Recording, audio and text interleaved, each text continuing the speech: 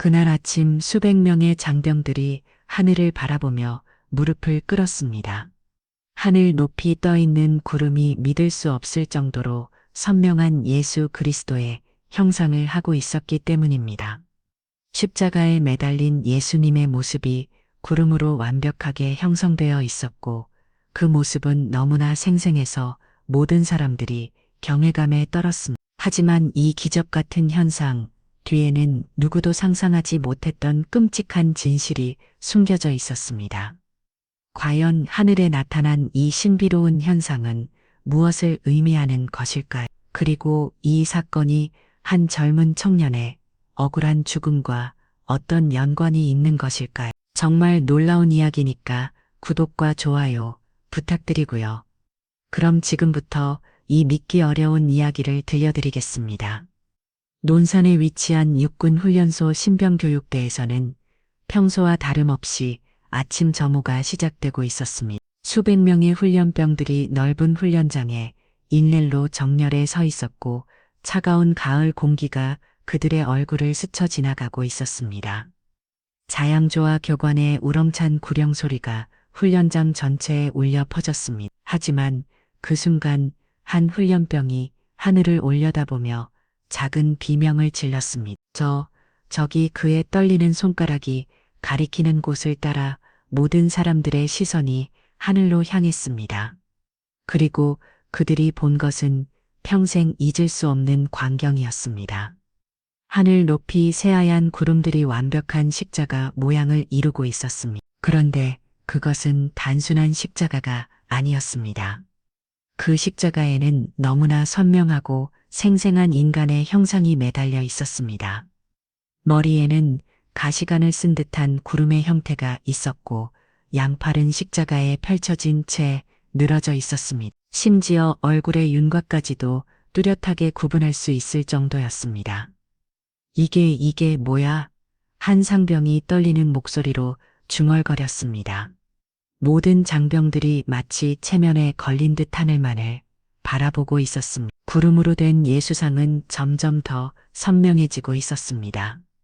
마치 누군가가 하늘에 직접 조각한 것처럼 완벽한 형태를 유지하고 있었고 그 위험 있는 모습에 모든 사람들은 숨을 죽이고 있었습니다.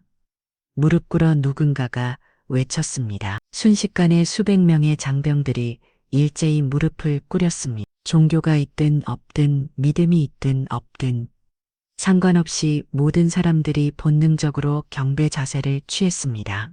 훈련소장인 김대령도 예외는 아니었습니다. 군인으로서 20년을 복무한 그도 이런 광경은 처음이었습니다. 그는 떨리는 손으로 모자를 벗으며 무릎을 꿇였습니다. 하나님, 작은 기도 소리들이 여기저기서 들려왔습니다. 어떤 이들은 눈물을 흘렸고 어떤 이들은 감격에 겨워 몸을 떨었습니다. 하지만 그 장엄한 순간 속에서 한 사람만은 다른 반응을 보이고 있었습니다. 바로 박상사였습니다. 그는 창백한 얼굴로 하늘을 바라보며 온몸을 떨고 있었습니다. 다른 사람들과는 달리 그의 표정에는 경외감이 아닌 극도의 공포가 서려 있었습니다. 안 돼, 이럴 수는 없어. 박상사의 입술에서 알아들을 수 없는 중얼거림이 새어나왔습니다. 그의 손은 주체할 수 없을 정도로 떨리고 있었고 식은땀이 이마를 타고 흘러내리고 있었습니다. 왜 그는 이토록 두려워하고 있는 것일까요? 다른 사람들은 모두 경이로움과 감동을 느끼고 있는데 왜 그만은 공포에 떨고 있는 것일까요? 사실 이 기적적인 현상이 일어나기 바로 4월 전 이 훈련소에서는 한 젊은 훈련병이 의문의 죽음을 맞았습니다. 공식적으로는 자살로 발표되었지만 진실은 전혀 달랐습니다.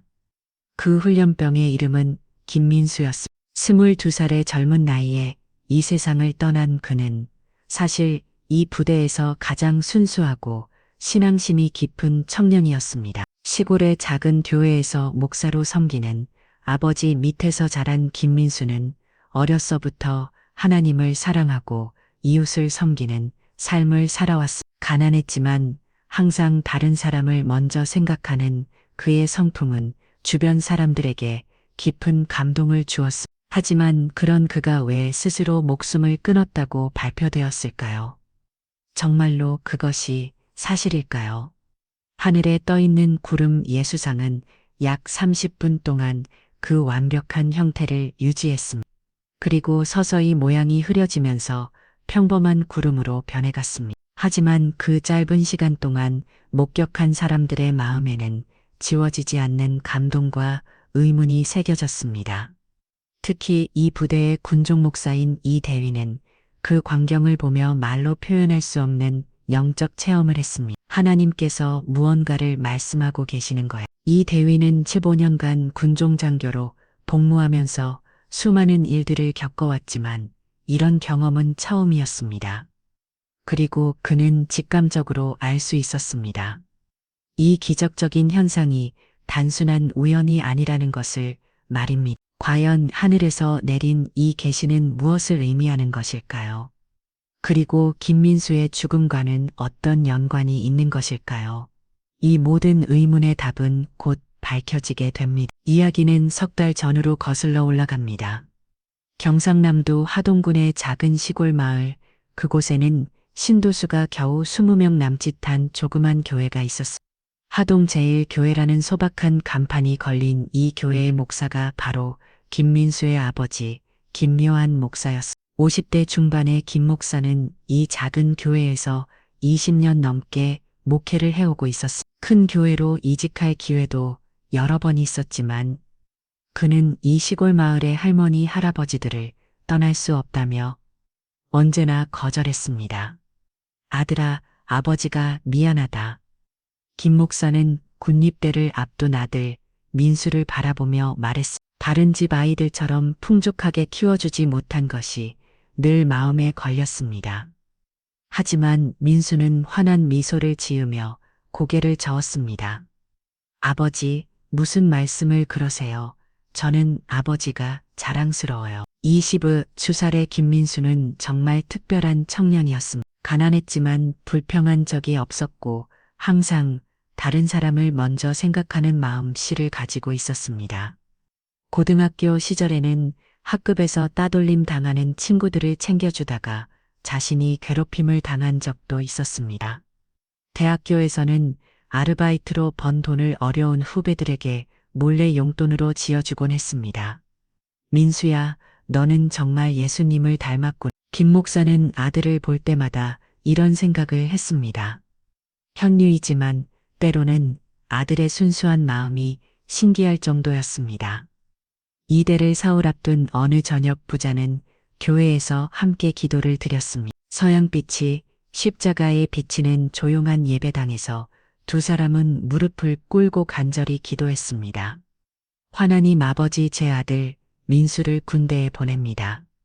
김 목사의 목소리에는 걱정과 염려가 가득했습니다. 부디 민수가 어디에 있던 지 주님의 빛이 되게 해주시고 어려운 사람들을 도울 수 있게 해주세요. 그리고 부디 안전하게 돌아오게 해주세요. 민수도 아버지 옆에서 조용히 기도를 드렸습니다. 하나님, 저를 군대에 보내주셔서 감사합니다. 거기서도 아버지께서 가르쳐 주신 대로 살겠습니다. 다른 사람을 섬기고 어려운 친구들을 도우며 주님의 사랑을 실천하겠습니다. 그의 기도는 정말 순수했습니다. 군대라는 낯선 환경에 대한 두려움보다는 그곳에서도 선한 영향력을 발휘하고 싶다는 마음이 더 컸습니다. 이때 당일 아침 김 목사는 아들을 배웅하기 위해 하동에서 연천까지 함께 올라갔습니다. 새벽 5시에 출발해서 오후 2시가 되어서야 이병신고 장소에 도착할 수 있었습니다. 아들아, 몸 조심하고 다른 사람들과 잘 지내거라. 내 아버지 걱정 마세요. 제가 군대에서도 좋은 모습으로 생활할게요. 민수는 마지막까지 아버지를 안심시키려고 노력했습니다. 하지만 김 목사는 아들을 보내는 것이 너무 마음 아팠습니다. 아들이 얼마나 순수하고 착한지 알고 있었기 때문에 거친 군대 생활이 걱정되었습니다.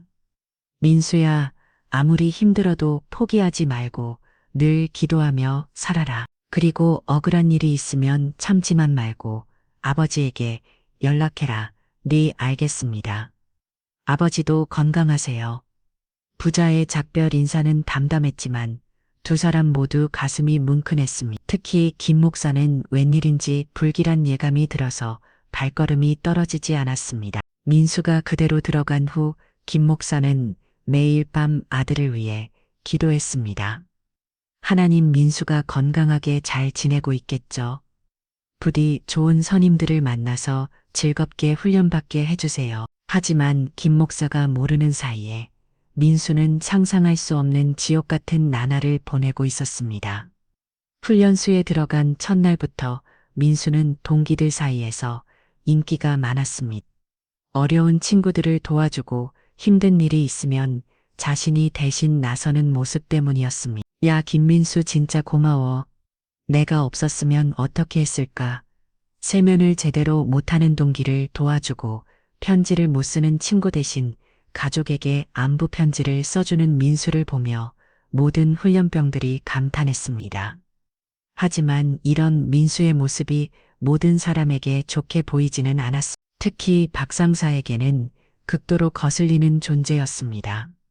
저런 위선자 같은 놈을 봤나 박상사는 민수가 다른 훈련병들로부터 사랑받는 모습을 보며 이를 갈았습니다. 자신은 계급으로 후임들을 누르고 있는데 전홈은 진심으로 사람들의 마음을 얻고 있다는 생각이 들었습니다. 더욱이 민수가 매일 밤 조용히 기도하는 모습을 본 순간 박상사의 분노는 극에 달했습니다. 신이라 웃기는 소리하고 있네. 박상사는 어렸서부터 종교라는 것을 혐오했습니다. 자신의 불행한 어린 시절을 하나님이 도와주지 않았다고 생각했기 때문입니다. 그런 그에게 민수의 순수한 신앙심은 참을 수 없는 것이었습니다. 전함부터 제대로 길들여야겠어. 박상사의 눈에 차가운 빛이 스쳤습니다. 그리고 그날 밤부터 민수에 대한 끔찍한 괴롭힘이 시작되었습니다. 하지만 민수는 아직 몰랐습니다. 자신이 곧 경험하게 될 지옥 같은 나날들을 말입니다. 훈련소 생활 2주째 민수에 대한 박상사의 감시는 점점 더 노골적이 되어가고 있었음. 김민수 새벽 5시 아직 기상시간이 되기 전에 박상사의 고함 소리가 생활관을 가득 메웠습니다. 다른 훈련병들은 모두 잠들어 있는 시간이었습니다. 네, 상사님. 민수는 깜짝 놀라며 침대에서 벌떡 일어났습니다. 다른 동기들도 소음 때문에 잠에서 깨어났지만 모두를 눈치를 보며 잠든 척했습니다. 너 어젯밤에 뭐 했나? 박상사의 차가운 눈빛이 민수를 훑어보았습니다. 민수는 어리둥절한 표정을 지었습니다. 어젯밤에요? 그냥 잠들었는데요. 거짓말하지 마. 내가 다 봤어. 너 침대에서 무릎 꿇고 있었잖아. 박상사는 민수가 매일 밤 조용히 기도하는 모습을 목격하고 있었습니다. 그리고 그것이 그의 분노를 더욱 부채질했습니다. 기도를 했습니다. 민수는 솔직하게 대답했습니다. 거짓말을 할 이유가 없다고 생각했기 때문입니다. 기도하하. 박상사가 비웃음을 터뜨렸습니다. 그 소리에 생활관 안에 모든 훈련병들이 긴장했습니다. 야, 김민수, 여기가 교회야, 군대야, 군대 와서 무슨 기도질이야? 죄송합니다. 하지만 개인적인 게 어디 있어? 여기서는 내가 하나님이야. 알겠니? 박상사의 목소리는 점점 더 거칠어졌습니다. 그는 민수의 종교적 신념을 완전히 짓밟고 싶었습니다. 신이 있다면 왜 너는 이렇게 가난하게 살고 있는 거야? 왜 아버지는 시골 구석에서 쪼그리고 앉아 있는 거야? 이 말을 들은 순간 민수의 얼굴이 굳어졌습니다. 자신을 모독하는 것은 참을 수 있어도 아버지를 모독하는 것은 참기 어려웠습니다. 상사님, 그건 뭐가 너 지금 나한테 말댔고 하는 거야? 박상사는 이대를 기다렸다는 듯이 반응했습니다. 민수가 조금이라도 반발하는 비밀을 찾고 있었던 것입니다. 아닙니다. 하지만 제 아버지는 닥쳐. 정평장. 박상사가 옆에 서 있던 정평장을 불렀습니다. 정평장은 박 상사의 신복으로 언제나 그의 편에서 후임들을 괴롭히는 일에 가담했습니다. 네, 상사님, 이 새끼 오늘부터 특별관리 대상이야. 알아서 해. 알겠습니다. 정평장의 눈에 사악한 빛이 스쳤습니다. 그는 박 상사의 의중을 정확히 파악하고 있었습니다. 그날부터 민수의 지옥 같은 나날이 시작되었습니다.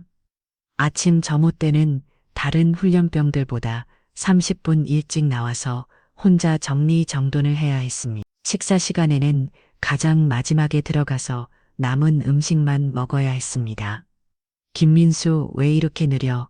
다른 사람들 다 기다리잖아. 항상 시간에 맞춰 행동해도 박 상사는 트집을 잡았습니다. 그리고 그때마다 다른 훈련병들 앞에서 민수를 모욕했어. 야, 너 혹시 내 하나님한테 도움 요청 안 해봤어? 왜 안 도와주지? 훈련병들 앞에서 이런 말을 들을 때마다 민수는 얼굴이 빨갛게 달아올랐습니다. 하지만 그는 참았습니다. 화를 내면 더 큰 문제가 될 것을 알고 있었기 때문입니다. 하지만 박 상사의 괴롭힘은 여기서 끝나지 않았습니다. 정평장 한 상병 이리 와봐. 박 상사는 자신의 부하들을 불러 모았습니다. 그들은 모두 박 상사의 권력에 기대어 후임들을 괴롭히는 것을 즐기는 인물들이었습니다. 김민수 저 새끼 좀 제대로 길들여야겠어.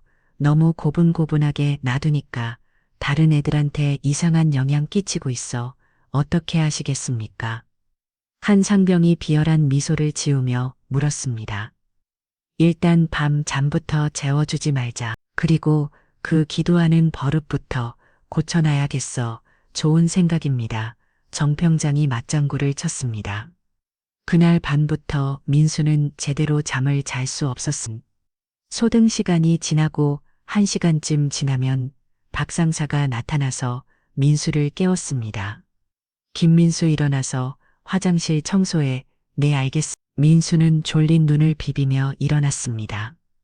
하지만 화장실 청소를 마치고 돌아오면 또 다른 일이 기다리고 있었습니다. 야, 복도 걸레질도 하고 와. 생활관 창문도 다시 닫.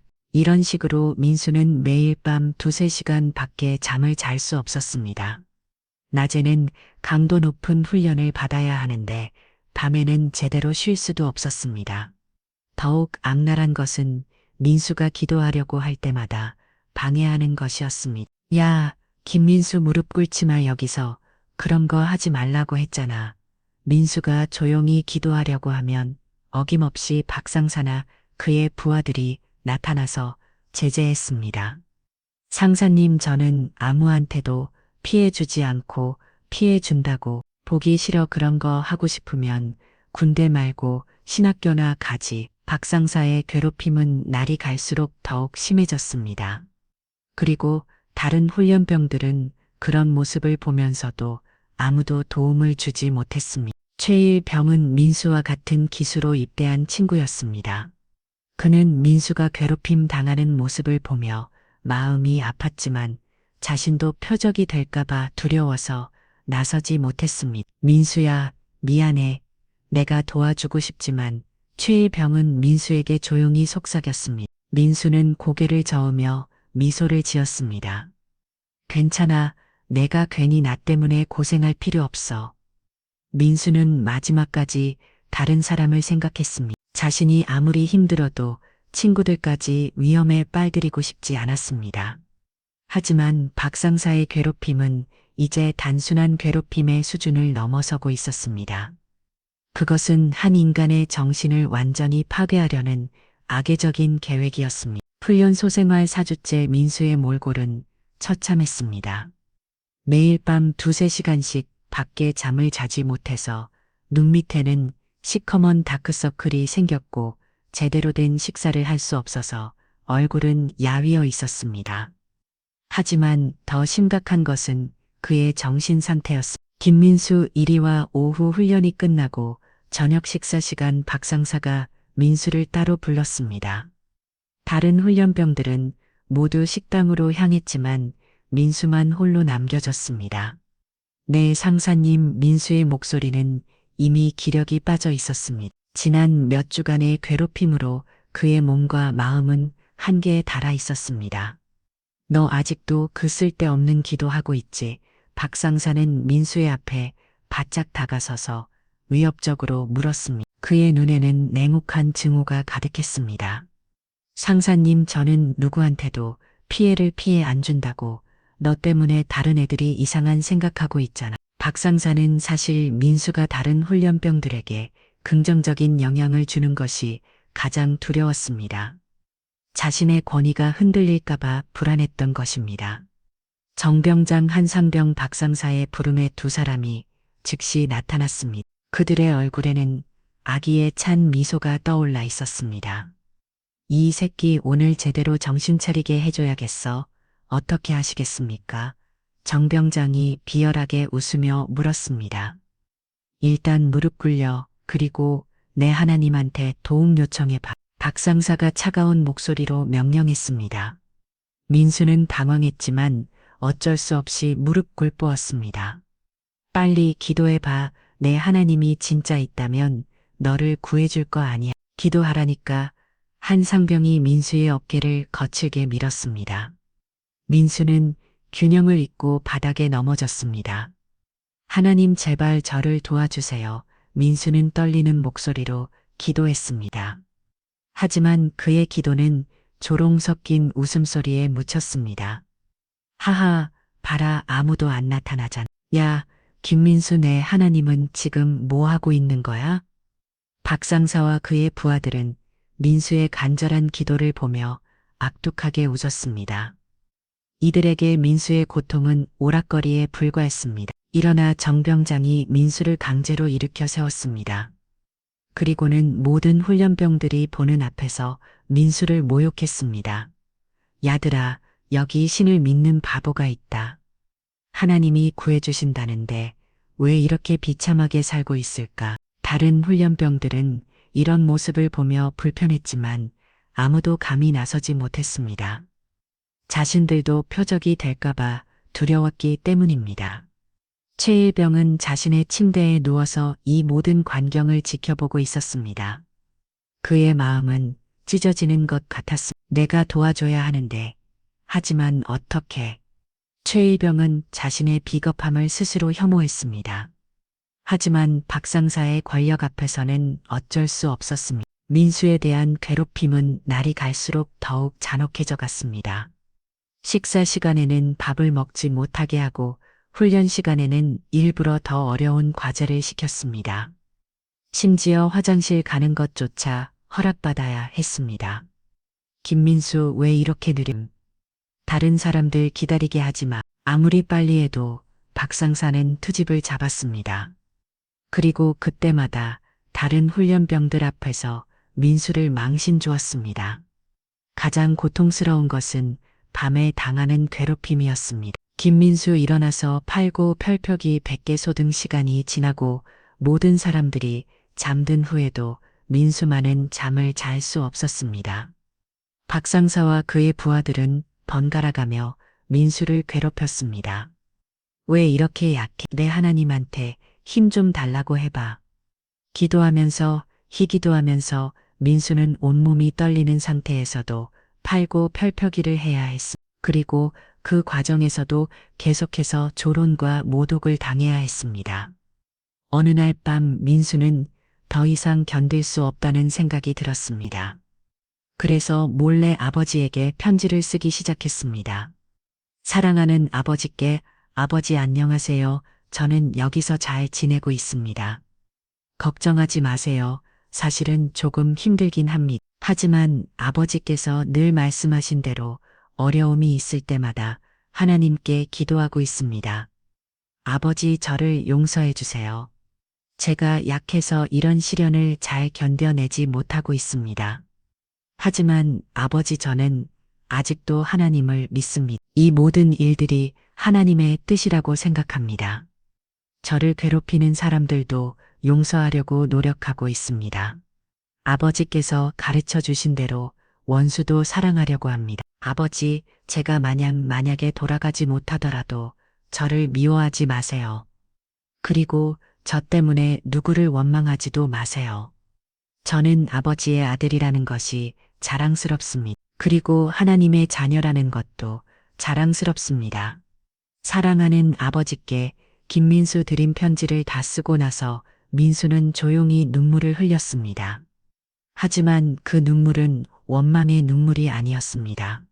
오히려 감사의 눈물이었습니다. 하나님, 이 모든 일을 통해서 저를 더 강하게 만들어주세요. 그리고 저를 괴롭히는 사람들도 용서할 수 있게 해주세요. 민수는 마지막까지도 기도를 멈추지 않았습니다. 아무도 들어주지 않는 것 같은 기도였지만 그는 포기하지 않았습니다. 하지만 민수는 몰랐습니다. 그의 순수한 기도와 용서의 마음이 곧 하늘을 움직이게 될 것이라는 사실을 말입니다. 그리고 그 다음 날 민수에게 마지막 시험이 찾아왔습니다. 다음 날 새벽 5시 훈련소 전체가 비상이 걸렸습니다. 김민수가 생활관 화장실에서 숨진 채 발견된 것입니다. 이거 어떻게 된 거야? 훈련소장 김대령이 급히 현장에 도착했습니다. 그의 얼굴은 창백했습니다. 신병 교육 중에 발생한 사망 사건은 부대 전체에 큰 타격이 될 것이 분명했습니다. 보고 드리겠습니다. 박 상사가 딱딱한 목소리로 보고했습니다. 하지만 그의 내면은 극도의 공포에 휩싸여 있었습니다. 김민수 훈련병이 새벽에 스스로 목숨을 끊은 것으로 보입니다. 평소 훈련 적응에 어려움을 겪고 있었던 것 같습니다. 뭐라고? 자살? 김대령은 믿을 수 없다는 표정을 지었습니다. 하지만 박 상사는 이미 완벽한 각본을 준비해 놓고 있었습니다. 유서도 발견되었습니다. 박 상사가 내민 편지지에는 정말로 민수의 글씨로 쓰인 내용이 있었습니다.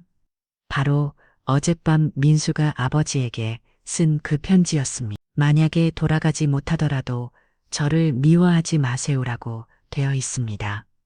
분명한 유서입니다. 김대령은 편지를 읽어보며 고개를 적었습니다. 아무리 봐도 이상했지만 박 상사의 설명은 그럴듯했습니다. 다른 목격자는 없습니다. 새벽에 혼자 화장실에 간 것 같습니다. 사실 그날 밤 박 상사와 그의 부하들이 민수를 마지막으로 괴롭힌 것은 새벽 2시까지였습니다. 그리고 새벽 4시경에 민수가 발견되었습니다. 무슨 일이 그 2시간 사이에 일어났는지는 박 상사만이 알고 있었습니다. 정병장 한 상병을 불러와 김대령의 명령에 2명이 즉시 나타났습니다.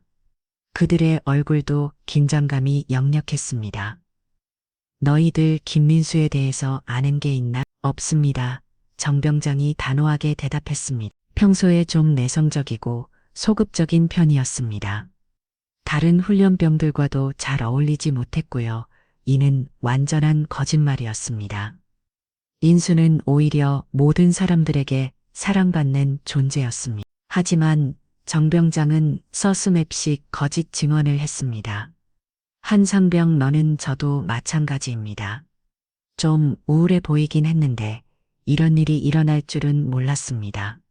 한 상병도 박 상사의 시나리오에 맞춰 거짓말을 했습니다. 김대령은 뭔가 석연치 않았지만 명확한 증거가 없었습니다.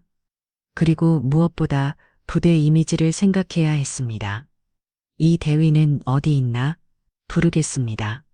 곧 이 대위가 나타났습니다. 40대 초반의 이 대위는 이 부대의 군종 목사였습니다. 15년간 군종 장교로 복무해온 그는 이런 상황에서 어떻게 처신해야 하는지 잘 알고 있었습니다. 이 대위 김민수에 대해서 아는 것이 독실한 크리스천이었습니다. 매일 기도하는 모습을 자주 봤습니다. 이 대위는 사실을 말했습니다. 하지만 그가 모르는 것이 있었습니다. 그 기도하는 모습 때문에 민수가 얼마나 큰 고통을 받았는지는 몰랐던 것입니다. 그런데 최근에 좀 우울해 보이긴 했습니다. 아마 훈련 스트레스 때문인 것 같았는데 이 대위도 결국 박 상사의 시나리오에 말려들고 있었습니다. 좋아, 그럼 이 사건은 자살로 처리한다.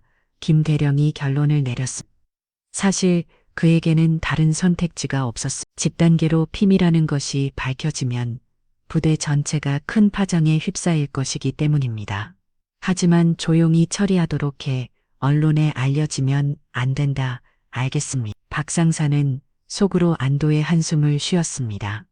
자신의 계획이 성공한 것 같았습니다. 그리고 다른 훈련병들에게는 절대 입단속을 시켜 일에 대해서 함부로 말하면 안 된다고 해. 네, 철저히 하겠습니다. 정병장과 한상병도 마음속으로 안심했습니다. 이제 모든 것이 덮어질 것 같았습니다. 하지만 최일병은 달랐습니다. 그는 생활관 구석에서 이 모든 대화를 듣고 있었습니다. 그리고 분노와 죄책감으로 온몸이 떨리고 있었습니다. 이게 말이 돼. 민수가 자살했다고. 최일병은 지난 몇 주 동안 민수가 당한 모든 괴롭힘을 목격했습니다. 그리고 그것이 자살과는 거리가 먼 것임을 알고 있었습니다. 내가 말해야 해. 하지만 최일병은 진실을 말하고 싶었지만 두려웠습니다. 자신도 박상사의 표적이 될 것이 분명했기 때문입니다. 야들아, 잘 들어. 박상사가 모든 훈련병들을 모아놓고 말했습니다. 김민수 일은 불행한 사고였다. 하지만 일에 대해서 함부로 떼들면 안 된다. 알겠나? 네, 훈련병들은 모두 고개를 끄덕였습니다. 하지만 그들의 마음속에는 의문이 가득했습니다. 특히 민수와 친했던 훈련병들은 도저히 믿을 수 없었습니다. 그렇게 순수하고 착했던 민수가 스스로 목숨을 끊었다는 것이 말이 안 되었습니다. 그리고 김민수 부모님이 오시면 절대 이상한 말 하지 마.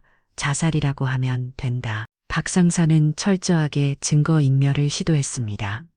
그날 오후 김 목사가 부대에 도착했습니다.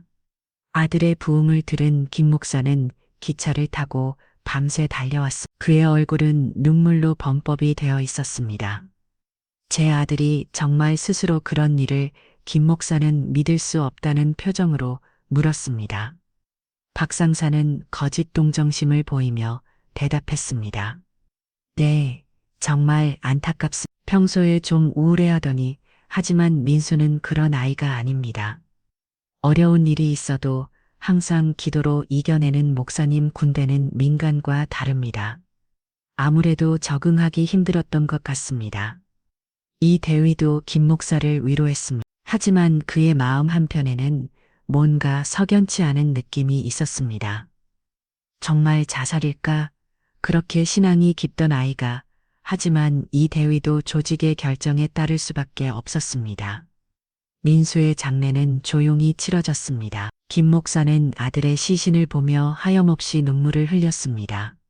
하지만 그는 몰랐습니다. 하나님께서 이미 모든 것을 보고 계셨다는 것을, 그리고 곧 놀라운 일이 일어날 것이라는 사실을 말입니다. 민수의 장례가 끝난 지 사흘째 되는 날이었습니다. 그날은 2018년 10월 15일 아침이었습니다. 훈련소 전체는 평소와 다름없는 일상을 보내고 있었습니다. 박상사는 마음이 한결 편해져 있었습니다. 민수 사건이 조용히 정리되었고 다른 훈련병들도 입을 다물어 있었기 때문입니다. 이제 됐어. 모든 게 끝났어. 박상사는 속으로 안도의 한숨을 쉬었습니다. 정병장과 한상병도 마찬가지였습니다. 그들은 자신들의 범죄가 완벽하게 은폐되었다고 믿었습니다. 하지만 이 대위만은 달랐습니다.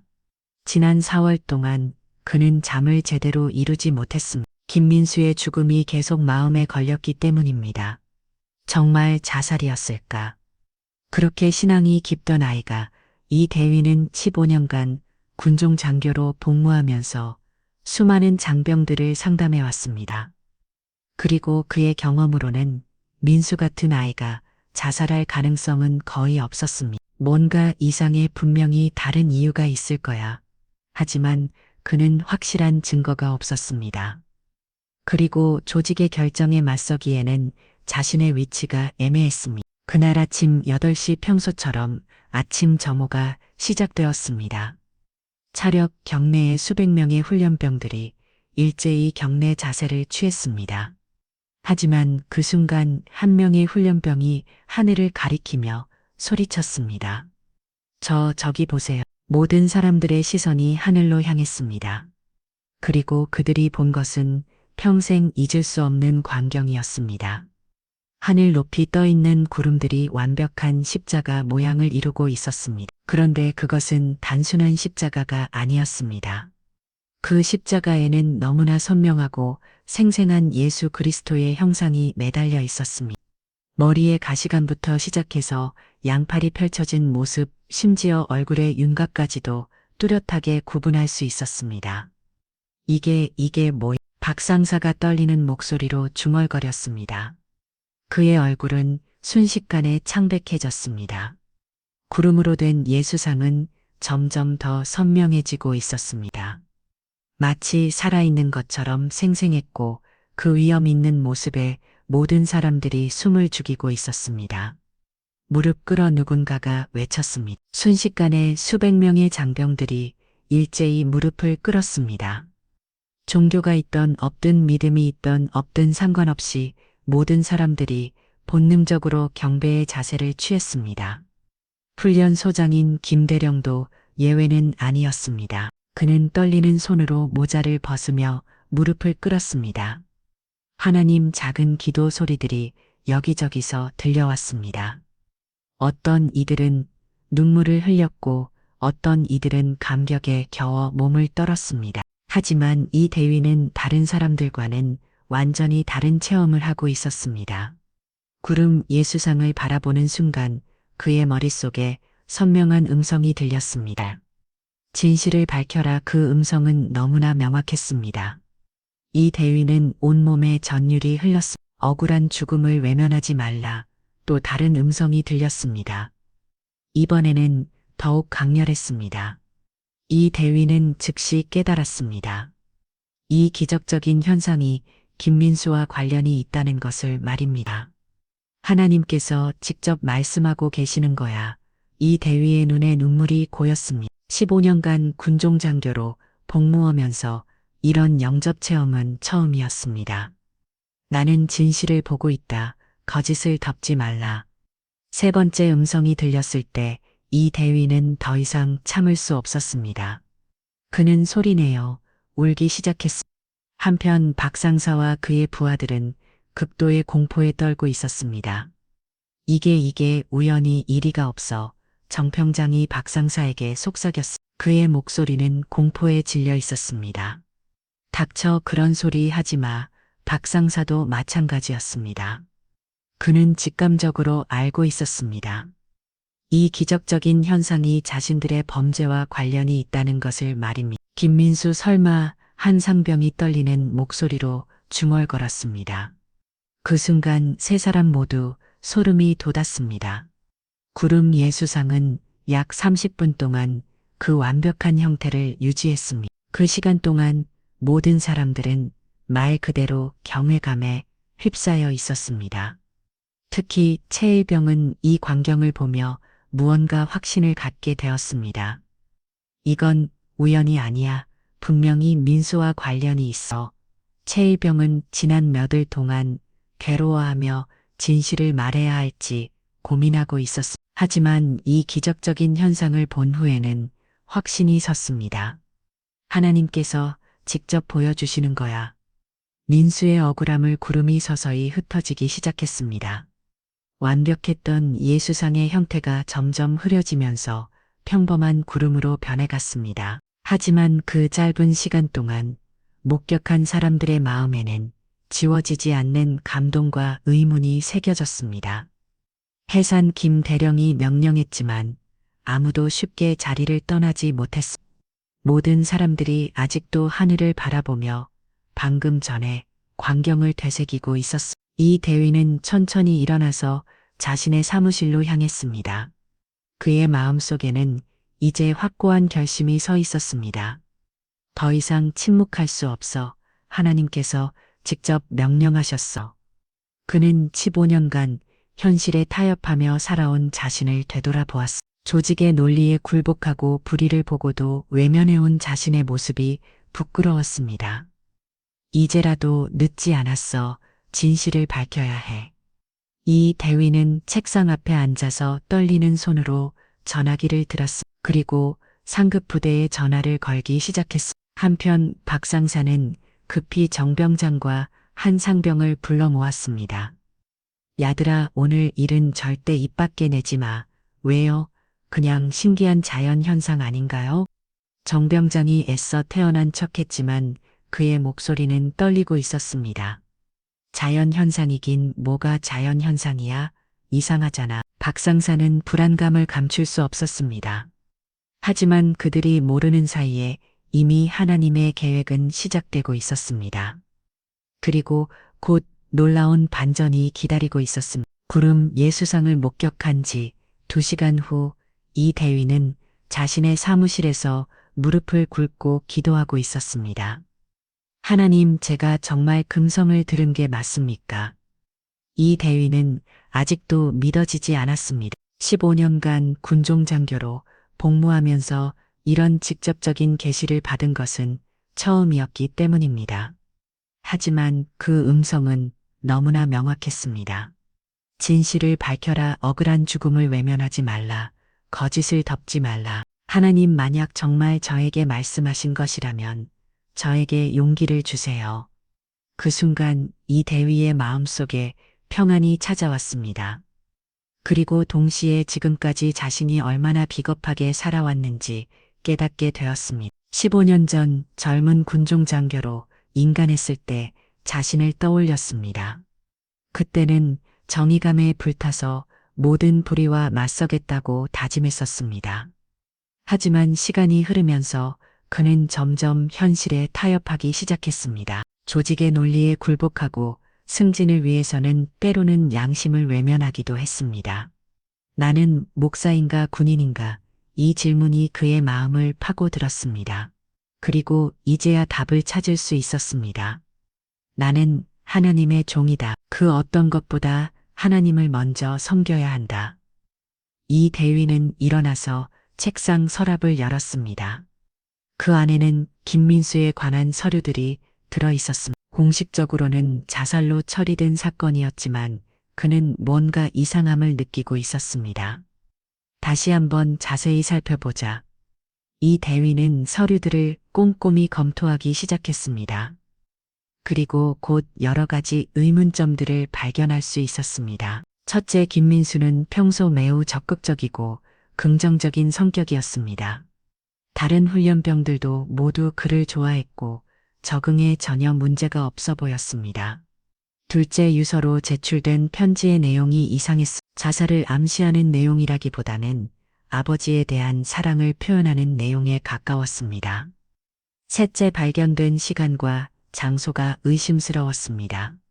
새벽 4시에 화장실에서 발견되었다고 했는데 그 시간에 왜 혼자 화장실에 갔을까요? 분명히 뭔가 숨겨진 게 있어. 이 대위는 최일병을 불러보기로 결심했습니다. 민수와 가장 가까웠던 동기였기 때문에 뭔가 알고 있을 가능성이 높았습니다. 최일병을 부르겠습니다. 네, 곧 최일병이 이 대위의 사무실로 왔습니다. 그의 얼굴에는 긴장감이 가득했습니다. 앉아라, 내 대위. 이 대위는 최일병을 자세히 관찰했습니다. 그의 표정에서 뭔가 숨기고 있다는 것을 느낄 수 있었습니다. 김민수에 대해서 이야기해보자. 이 말을 듣는 순간 최일병의 얼굴이 창백해졌습니다. 민수가 정말 자살했다고 생각하나? 그게 최일병은 대답을 망설였습니다. 진실을 말하고 싶었지만 박 상사의 협박이 두려웠습니다. 솔직히 말해라. 여기서 한 말은 절대 밖으로 나가지 않는다. 이 대위의 진심 어린 목소리에 최일병의 마음이 흔들렸습니다. 대위, 사실은 최일병은 떨리는 목소리로 말을 시작했습니다. 민수는 자살할 사람이 아니었습니다. 그 친구는 정말 순수하고 착했어요. 그럼 왜 죽었다고 생각하나? 박 상사가 민수를 너무 괴롭혔어요. 드디어 진실의 첫 조각이 드러나기 시작했습니다. 어떻게 괴롭혔는데 매일 밤 잠을 재우지 않았어요. 그리고 민수가 기도할 때마다 조롱하고 때렸어요. 최일병의 눈에 눈물이 고였습니다. 왜 그때 말하지 않았나? 무서웠어요. 저도 똑같이 당할까봐. 이 대위는 분노가 치밀어 올랐습니다. 하지만 동시에 자신에게도 화가 났습니다. 이런 일이 일어나고 있는데도 전혀 모르고 있었다니. 다른 목격자도 있나? 네, 생활관에 있던 사람들은 다 봤어요. 하지만 모두 무서워서 말 못해요. 정병장과 한 상병도 가다한. 네, 그들도 박상사와 함께. 이 대위는 더 이상 들을 수 없었습니다. 이것은 단순한 괴롭힘이 아니라 집단적인 살인행위였습니다. 최일병, 너는 이제 안전하다. 내가 보호해 줄 테니까 걱정하지 마라. 정말요. 그래. 그리고 다른 목격자들도 데려와라. 이제 모든 걸 말해야 할 때다. 최일병은 안도의 한숨을 쉬었습니다. 드디어 이 무거운 짐을 내려놓을 수 있게 되었습니다. 대위님, 오늘 아침 하늘에 나타난 그 관교. 혹시 민수와 관련이 있는 건 아닐까요? 이 대위는 깜짝 놀랐습니다. 최일병도 같은 생각을 하고 있었던 것입니다. 왜 그렇게 생각하나? 민수가 항상 예수님을 닮고 싶다고 했거든요. 그리고 마지막까지도 자신을 괴롭히는 사람들을 용서하려고 했어요. 이 대위의 눈에 눈물이 고였습니다. 이제 모든 것이 명확해졌습니다. 하나님께서 김민수의 억울함을 직접 보여주신 것이었습니다. 최일병, 오늘부터 너는 내 직속 부하다. 그리고 우리는 진실을 발견할 것이다. 네, 대위님. 이 대위는 즉시 상급부대에 전화를 걸었습니다. 이제 더 이상 조직의 논리에 굴복할 수 없었습니다. 여보세요, 사단본부입니까? 긴급히 보고드릴 일이 있습니다. 한편 박상사는 불안감에 시달리고 있었습니다. 오늘 아침에 기적적인 현상이 계속 머릿속을 맴돌았습니다. 설마 정말 김민수 때문인 건 아니겠지. 하지만 그의 불안감은 곧 현실이 될 것이었습니다. 이미 진실을 밝히려는 용기 있는 사람들이 움직이기 시작했기 때문입니다. 그날 저녁, 이 대위는 다시 한번 무릎을 꿇고 기도했습니다. 하나님, 저에게 용기를 주셔서 감사합니다. 이제 끝까지 진실을 발견하겠습니다. 드디어 진실을 향한 첫 걸음이 시작되었습니다. 이 대위의 신고 이후 4월 만에 상황은 완전히 뒤바뀌었습니다. 군검찰청에서 파견된 특별수사팀이 부대에 도착했고 김민수 사건에 대한 전면적인 재수사가 시작되었습니다. 박상사, 정병장, 한 상병은 즉시 구속합니다. 군검찰 수사관의 차가운 목소리가 부대 전체에 울려 퍼졌습니다. 세 사람은 수갑이 채워진 채 끌려나가고 있었습니다. 이게 뭐야? 나는 아무것도 안 했어.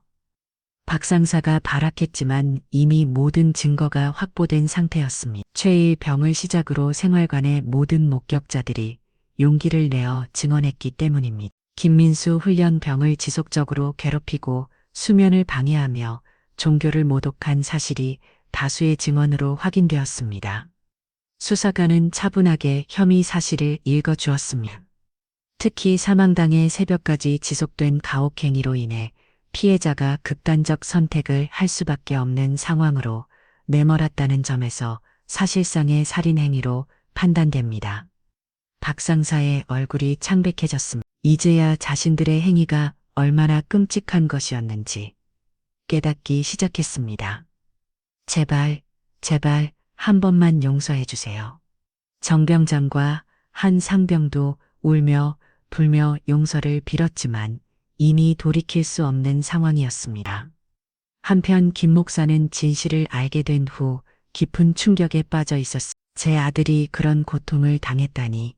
김 목사는 하염없이 눈물을 흘렸습니다. 자살이라고 생각했던 아들의 죽음이 사실은 집단계로 피부로 인한 것이었다는 사실을 받아들이기 어려웠습니다. 하지만 동시에 그는 이상한 평안함도 느꼈습니다. 아들이 끝까지 신앙을 지키며 가해자들을 용서하려 했다는 사실을 알게 되었기 때문입니다. 민수야, 아버지가 너를 오해했구나. 너는 정말 예수님을 닮은 아이였어. 이 대위가 김 목사를 찾아왔을 때 두 사람은 함께 울었습니다. 목사님 정말 죄송합니다. 제가 진작 알았더라면 아닙니다. 대위님, 결국 진실을 밝혀주셔서 감사합니다.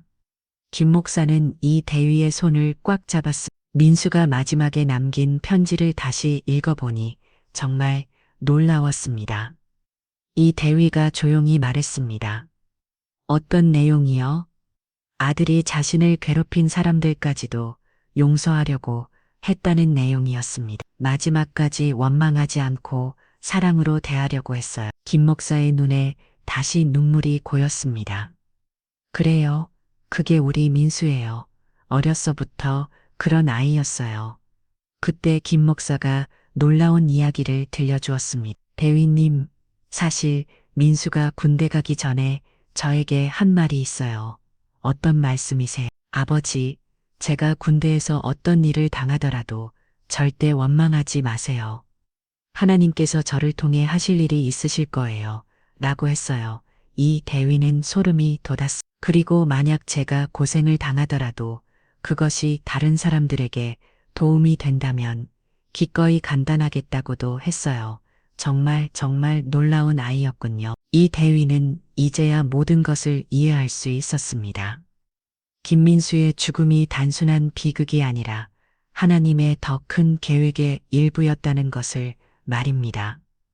목사님 혹시 민수군이 왜 그런 마음을 가지게 되었는지 아세요? 민수는 어렸서부터 예수님의 십자가 고난에 대해 깊이 묵상하는 아이였어요. 그리고 나도 예수님처럼 다른 사람을 위해 희생할 수 있는 사람이 되고 싶다고 항상 말했어요.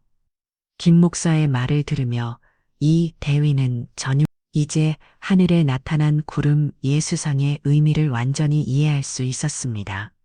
목사님, 저는 확신합니다. 민수군의 죽음은 헛되지 않았어요. 어떤 의미에서요? 이 사건으로 인해 군대 내 집단계로 핀 문제가 전국적인 이슈가 되었어요. 그리고 앞으로는 이런 일이 다시는 일어나지 않도록 제도가 바뀔 거예요. 정말로 그랬습니다. 김민수 사건은 전국을 뒤흔들었고 군대 내 괴롭힘 근절을 위한 대대적인 계약이 시작되었습니다. 재판이 열렸을 때 김 목사는 놀라운 모습을 보여주었습니다. 저는 제 아들을 죽음으로 내몬 가해자들을 용서합니다. 법정 안에 모든 사람들이 숨을 죽였습니다. 하지만 용서한다고 해서 그들의 죄가 없어지는 것은 아닙니다. 그들은 마땅한 처벌을 받아야 합니다. 김 목사는 계속해서 말했습니다. 제 아들 민수는 마지막까지 여러분을 용서하려고 했어. 저도 민수를 따라 여러분을 용서합니다. 하지만 이것이 마지막이 되기를 바랍니다. 박상사는 그 자리에서 눈물을 펑펑 쏟으며 무릎을 꿇었습니다. 정말 죄송합니다. 제가 짐승만도 못했습니다. 하지만 후회해도 이미 늦었습니다. 박상사는 무기징역을 정병장과 한상병은 각각 15년과 10년의 징역형을 선고받았습니다. 사건이 모두 마무리된 후 이 대위는 다시 한번 그날의 기적을 떠올렸습니다. 정말 하나님께서 직접 개입하신 거였어. 그리고 그는 깨달았습니다. 김민수라는 순수한 청년의 죽음이 얼마나 많은 사람들의 마음을 움직였는지를 말입니다. 훈련소의 모든 장병들은 이제 서로를 더욱 사랑하고 배려하게 되었습니다. 그리고 이 대위 자신도 완전히 새로운 사람으로 변했습니다. 1년 후 김민수를 기리는 추모비가 훈련소에 세워졌습니다. 그 비석에는 이런 글귀가 새겨져 있었습니다. 사랑은 죽음보다 강하다. 진정한 믿음은 죽음조차도 이길 수 있다. 그리고 그 아래에는 이런 문구도 있었습니다. 김민수 훈련병을 기리며 그의 사랑과 용서의 정신을 영원히 기억하자. 김 목사는 추모비 제막식에서 이렇게 말했습니다. 제 아들 민수는 비록 세상을 떠났지만 그의 사랑은 여전히 많은 사람들의 마음속에 살아 있습니다. 그리고 하늘에서도 우리를 지켜보고 있을 것입니다. 여러분, 이 이야기를 듣고 어떤 생각이 드시나요? 김민수라는 한 청년의 순수한 믿음과 사랑이 결국 세상을 바꾸는 힘이 되었습니다. 그의 죽음은 비극이었지만 그 죽음이 헛되지 않았다는 것을 우리는 확인할 수 있었습니다. 때로는 하나님의 계획을 이해하기 어려울 때가 있습니다. 하지만 결국 모든 것이 합력하여 선을 이룬다는 말씀처럼 김민수의 이야기도 그랬습니다. 여러분은 사람을 만날 때 무엇을 먼저 보시나요? 겉모습일까요? 아니면 그 사람의 마음일까요? 그리고 어려운 상황에 처했을 때 여러분은 어떤 선택을 하시겠습니까? 댓글로 여러분의 생각을 들려주세요. 그리고 이런 의미 있는 이야기를 더 많은 사람들이 볼 수 있도록 구독과 좋아요, 그리고 공유 부탁드립니다. 오늘 들려드릴 이야기는 지난번 김민수 사건입니다. 많은 분들이 댓글로 궁금해하셨던 그 질문에 대한 답변이기도 합니다. 도대체 어떻게 자신의 아들을 죽음으로 내몬 가해자를 용서할 수 있었을까요? 법정에서 김요한 목사가 박상사에게 당신을 용서합니다 라고 선언했을 때 법정 안에 모든 사람들이 충격에 빠졌습니다. 기자들은 펜을 멈췄고 판사도 잠시 말문이 막혔습니다. 심지어 박상사 본인조차 믿을 수 없다는 표정으로 김 목사를 바라봤습니다. 하지만 그 용서 뒤에는 여러분이 상상도 못할 충격적인 과거가 숨겨져 있었습니다. 사실 김요한 목사 자신도 어린 시절 아버지로부터 끔찍한 상처를 받았던 피해자였습니다. 그리고 그는 자신의 아버지를 끝까지 용서하지 못한 채 보냈던 것입니다. 과연 어떤 일들이 김 목사의 마음을 그토록 변화시켰을까요? 그리고 불가능해 보이는 그 용서는 정말 어떻게 가능했던 것일까요? 정말 놀라운 이야기니까 구독과 좋아요 부탁드리고요. 그럼 지금부터 김요한 목사의 숨겨진 과거를 들려드리겠습니다.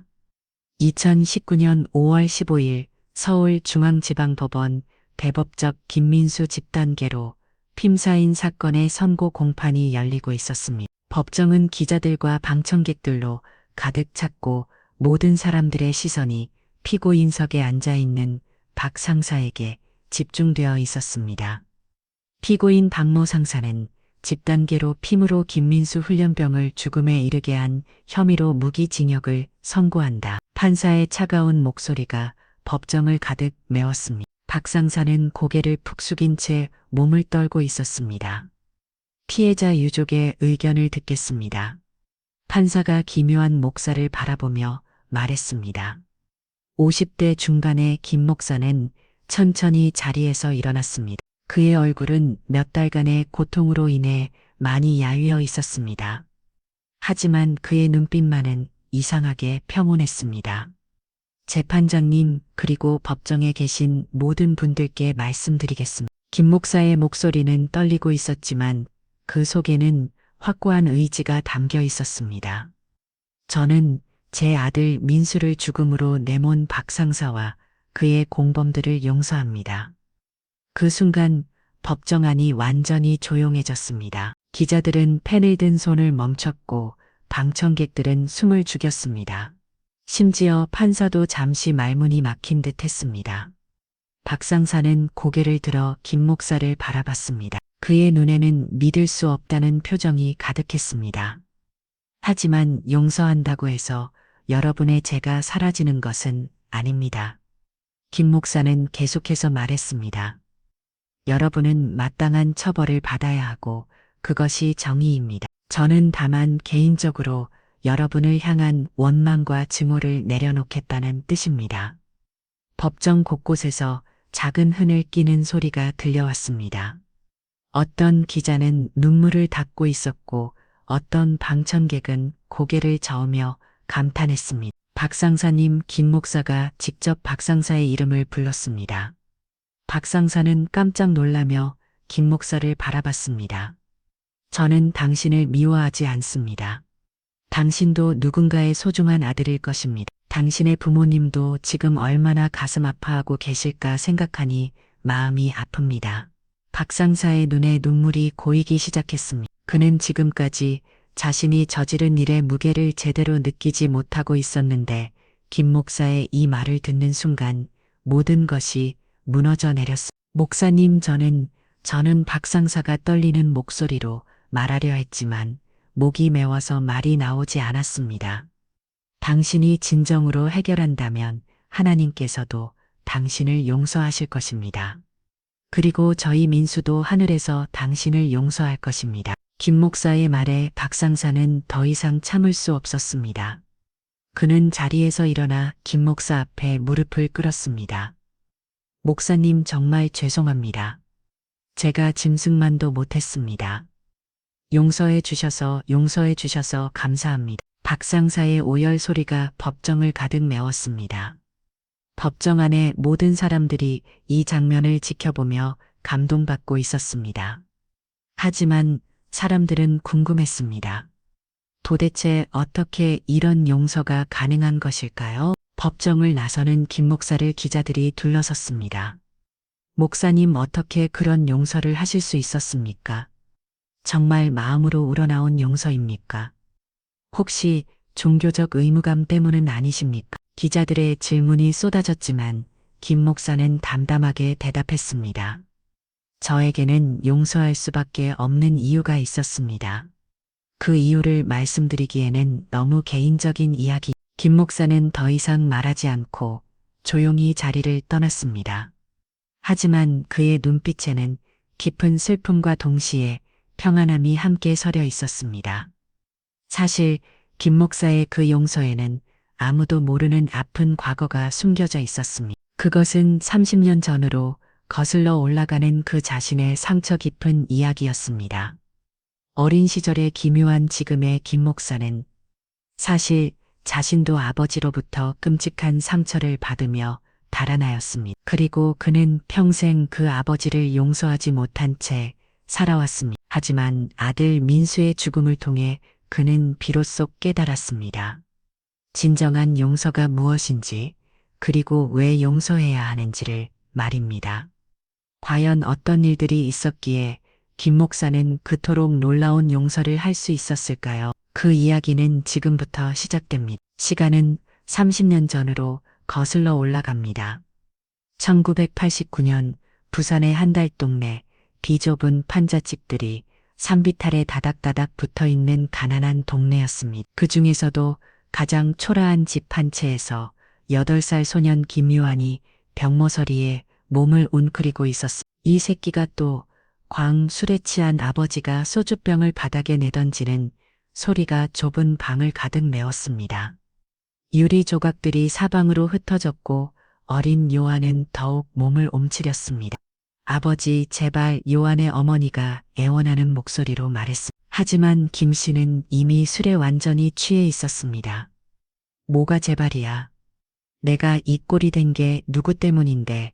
김 씨는 부산 조선소에서 일하다가 사고로 다리를 다치러 제대로 된 일을 찾지 못하고 있었습니다. 그 분노와 좌절감은 고스란히 가족들에게 향했습니다. 요한아, 이리 와. 아버지의 부름에 어린 요한은 온몸을 떨었습니다.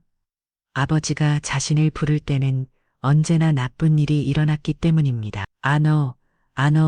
김 씨가 요한의 팔을 거칠게 잡아 끌었습니다. 요한은 나쁨의 울음을 터뜨렸습니다. 왜 울어? 남자가 왜 울어? 8살 아이의 뼈에 어른의 손바닥이 날아들었습니다. 요한은 바닥에 넘어졌지만 더 이상 울지 않았습니다. 울면 더 맞는다는 것을 이미 경험으로 알고 있었기 때문입니다. 이것들이 내 인생을 망쳤어. 김 씨는 중얼거리며 다시 소주병을 집어들었습니다. 이런 일이 매일 반복되었습니다.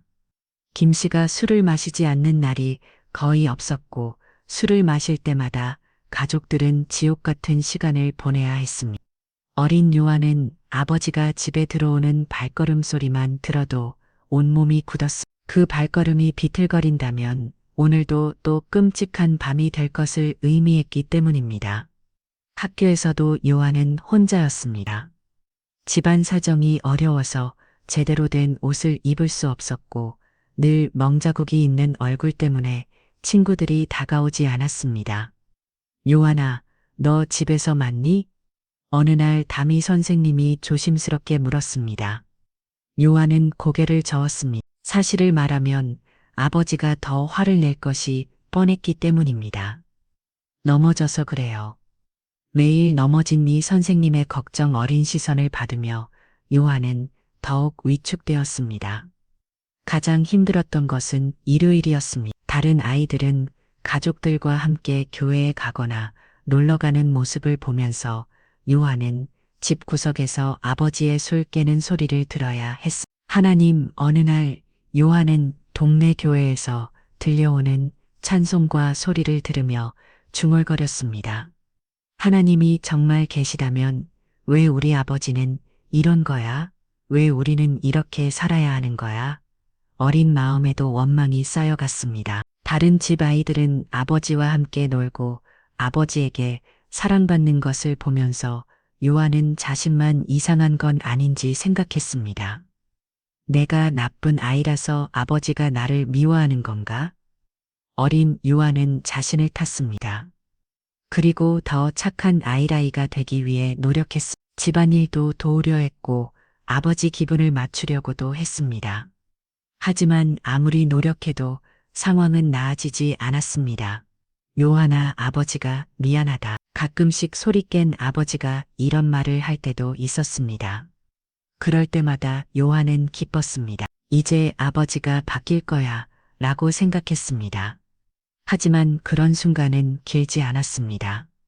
저녁이 되면 또 다시 술에 취한 아버지가 돌아왔고 모든 것이 원점으로 돌아갔습니다. 어머니는 요한을 보호하려고 노력했지만 그녀 자신도 피해자였습니다. 때로는 요한 대신 어머니가 맞기도 했습니다. 엄마는 괜찮으니까 너만 조심해. 어머니의 이런 말을 들을 때마다 요한의 마음은 더욱 아팠습니다. 자신 때문에 어머니까지 고생한다는 생각이 들었기 때문입니다. 시간이 흐르면서 요한의 마음속에는 아버지에 대한 두려움과 함께 분노가 자라나기 시작했습니다. 언젠가는 나도 커질 거야. 그때가 되면 10살이 된 요한은 이미 아버지에 대한 복수를 꿈꾸고 있었습니다.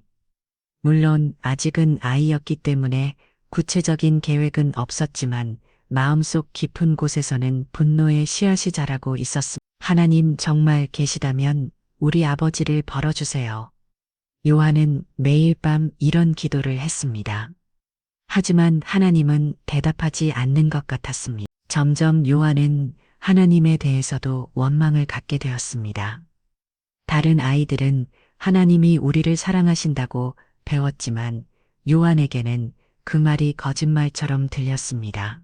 하나님이 우리를 사랑한다면 왜 이런 일이 일어나는 거지? 어린 요한의 마음속에서 신앙에 대한 의문과 분노가 함께 자라고 있었습니다. 그리고 그 분노는 나중에 그의 인생을 완전히 바꿔놓을 결정적인 사건으로 이어지게 됩니다. 하지만 그때의 요한은 몰랐습니다. 훗날 자신이 아버지가 되었을 때 이 모든 아픔과 상처가 어떤 의미였는지 깨닫게 될 것이라는 사실을 말입니다. 2000년 서울 관악구에 위치한 한 신학대학교 22살의 김요한은 도서관 구석자리에서 신학 서적을 읽고 있었습니다. 하지만 그의 표정은 경건하거나 평화로운 신학도의 모습과는 거리가 멀었습니다. 차가운 분노가 그의 눈빛에서 흘러나오고 있었습니다. 용서, 사랑, 하나님의 자비. 요한은 책장을 넘기며 비웃음을 지었습니다. 이런 아름다운 말들이 그에게는 공허하게 들렸습니다. 정말 웃기는 소리야. 내가 어떻게 살았는데 용서를 하라고. 요한이 신학교에 진학한 이유는 다른 사람들과 달랐습니다. 하나님을 사랑해서도 사람들을 구원하고 싶어서도 아니었습니다. 그의 목적은 오직 하나였습니다. 복수였습니다. 고등학교를 졸업한 후 요한은 아르바이트를 하며 돈을 모았습니다. 그리고 신학교 학비를 마련해서 입학했습니다. 가족들은 아들이 목사가 되겠다고 하니 기뻐했지만 요한의 속마음은 전혀 달랐습니다. 목사가 되면 아버지를 설득할 수 있을 거야. 그리고 그때 모든 걸 되돌려 줄 거야. 요한의 계획은 침입했으므로 목사가 된 후 고향으로 돌아가서 아버지에게 복음을 전하는 척하며 접근할 것이었어. 그리고 아버지가 가장 허약해졌을 때 어린 시절 당했던 모든 고통을 되돌려줄 계획이었습니다. 김요한 형제님, 오늘 실습 발표 정말 좋았어요. 같은 과 후배가 다가와서 말했습니다. 특히 원수를 사랑하라는 부분에서 정말 은혜 받았어요. 형님은 정말 사랑이 많으신 것 같아요. 요한은 겉으로는 미소를 지었지만 속으로는 비우셨습니다. 원수를 사랑하라, 그게 얼마나 말도 안 되는 소리인지. 너는 모르겠지. 요한은 성경을 공부할수록 더욱 분노했습니다. 모든 내용이 자신의 경험과 정반대였기 때문입니다. 하나님은 아버지시다라는 구절을 읽을 때마다 그는 소름이 돋았습니다. 자신에게 아버지는 사랑의 대상이 아니라 증오의 대상이었는데 하나님을 아버지라고 부르라니, 사랑하는 자를 하나님이 징계하신다는 구절을 볼 때는 더욱 화가 났습니다. 그럼 내가 사랑받아서 그런 고생을 한 거야? 말도 안 돼. 하지만 요한은 철저하게 자신의 속마음을 숨겼습니다. 교수들과 동기들 앞에서는 언제나 모범적인 신학도로 행동했습니다. 예배 시간에는 누구보다 열심히 찬양했고 기도 시간에는 가장 간절하게 기도하는 척했습니다. 하지만 그의 기도 내용은 남들과 달랐습니다. 하나님, 제게 힘을 주세요. 아버지에게 복수할 수 있는 힘을 주세요. 신학교 2년 차가 되었을 때 요한은 실습으로 어린이 주일 학교를 담당하게 되었습니다. 선생님, 우리 아빠는 왜 술 마시고 엄마 때려요? 어느 날 한 아이가 요한에게 물었습니다. 그 순간 요한은 자신의 어린 시절이 떠올랐습니다. 요한은 잠시 말문이 막혔습니다. 그리고 그 아이를 보며 이상한 감정을 느꼈습니다. 동정심이었습니다. 선생님도 어렸을 때 그랬어. 요한은 자신도 모르게 솔직하게 대답했습니다. 정말? 요? 그럼 선생님은 어떻게 했어요? 선생님은 아직도 하나 있어. 아이는 고개를 끄덕였습니다. 마치 요한의 마음을 이해한다는 뜻이 말입니다. 그날 밤 요한은 잠을 이루지 못했습니다. 오늘 만난 그 아이 때문에 자신의 상처가 다시 생생하게 떠올랐기 때문입니다. 나만 이런 게 아니구나. 세상에는 자신처럼 아버지로부터 상처받은 아이들이 많다는 것을. 하지만 그렇다고 해서 자신의 복수심이 사라지지는 않았습니다. 신학교 3년 차가 되었을 때 드디어 기회가 왔습니다. 요한아, 아버지가 많이 아프시다. 어머니로부터 온 전화였습니다. 아버지가 간경화로 시한부 판정을 받았다는 소식이었습니다. 요한의 입꼬리에 차가운 미소가 스쳤습니다. 드디어 때가 왔구나. 그는 즉시 고향으로 내려갈 준비를 했습니다. 20년 동안 기다려온 복수의 순간이 다가온 것입니다. 기차를 타고 부산으로 향하면서 요한은 어린 시절의 기억들을 되살렸습니다. 술에 취해 자신을 때리던 아버지의 모습, 무서워서 병모서리에 웅크리고 있던 자신의 모습, 이제 나는 어른이야. 더 이상 무서워할 필요 없어. 요한은 주먹을 꽉 쥐었습니다. 신학을 공부하면서 몸집도 커졌고 지식도 늘었습니다. 이제는 아버지와 대등하게, 아니 더 우위에서 맞설 수 있었습니다. 아버지, 이제 내가 당신을 심판할 차례야. 하지만 요한은 몰랐습니다. 자신이 곧 상상도 못한 충격을 받게 될 것이라는 사실을 말이, 그리고 그 충격이 자신의 복수 계획을 완전히 무너뜨릴 것이라는 사실도 전혀 예상하지 못했습니다. 부산역에 도착한 요한은 택시를 타고 어린 시절 살던 동대로 향했습니다. 20년 만에 보는 고향은 많이 변해 있었지만 그때 아픈 기억들은 여전히 생생했습니다. 잠깐만 기다려. 아버지 곧 만날 수 있을 거야. 요한의 눈빛에는 차가운 복수심이 불타오르고 있었습니다. 하지만 그는 전혀 예상하지 못했습니다. 자신이 만나게 될 아버지의 모습이 어떨지를 말입니다. 부산대학 규병원 내과 병동 512호실 요한은 병실 문 앞에서 한참을 망설였습니다. 20년 만에 만나게 될 아버지와의 재회를 앞두고 있었습니다. 하지만 그가 예상했던 것과는 전혀 다른 환경이 그를 기다리고 있었습니다. 요한아 병상에 누워있는 아버지의 모습을 본 순간 요한은 말문이 막혔습니다. 기억 속에 거대하고 무서웠던 아버지는 온데간데 없었습니다. 병상에 누워있는 것은 뼈만 항상하게 남은 말람 빠진 노인이었습니다. 요한아 정말 너냐? 김 씨는 떨리는 손을 내밀었습니다. 간경화로 인해 황달이 심하게 와서 피부가 누렇게 변해 있었고 복수가 차서 배는 부풀어 있었습니다. 네, 아버지, 요한은 겨우 대답했습니다. 20년 동안 준비해온 복수의 대사들이 모두 목구멍에서 막혀버렸습니다. 아들아, 아버지가 정말 미안하다. 갑작스러운 아버지의 사과에 요한은 당황했습니다. 이런 상황은 전혀 예상하지 못했기 때문입니다. 내가 어렸을 때 내가 얼마나 나쁜 아버지였는지 안다. 김 씨의 눈에 눈물이 고였어. 술 때문에 내가 정신을 못 차리고 살았지. 너를 때리고 무서워하게 만들고. 요한은 아무 말도 할 수 없었어. 머릿속으로는 이제 와서 무슨 소용이야 라고 생각했지만 입으로는 말이 나오지 않았습니다. 요한아, 너 목사 된다며 어머니한테 들었다. 네, 정말 자랑스럽다. 그런 아버지 밑에서도 내가 이렇게 훌륭하게 자라줘서 김 씨는 귀침을 했습니다. 피가 섞인 가래가 나왔습니다. 아버지 요한은 자신도 모르게 걱정스러운 목소리를 냈습니다. 하지만 곧 정신을 차렸습니다. 아니야, 나는 이 사람을 미워해야 해, 복수해야 해. 하지만 이상했습니다. 눈앞의 아버지는 더 이상 무서운 존재가 아니었습니다. 그냥 병들고 늙은 불쌍한 노인이었습니다.